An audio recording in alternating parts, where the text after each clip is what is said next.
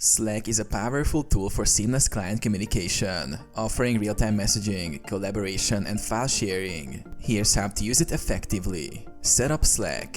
Create a workspace or join your client's existing workspace.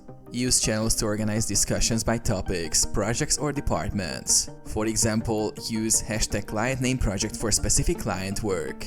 Invite clients. Invite clients as single-channel guests for limited access or full members if broader access is needed. Ensure they understand how to use Slack by providing a quick onboarding guide. Use channels strategically.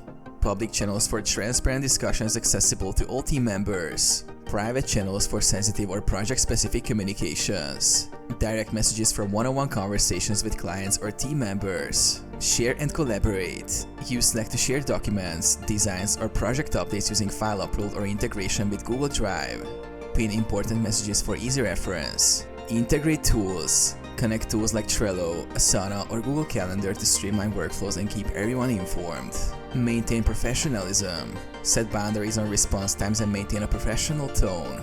Use threads to keep conversations organized. Notifications. Customize notifications to prioritize client messages while avoiding overload.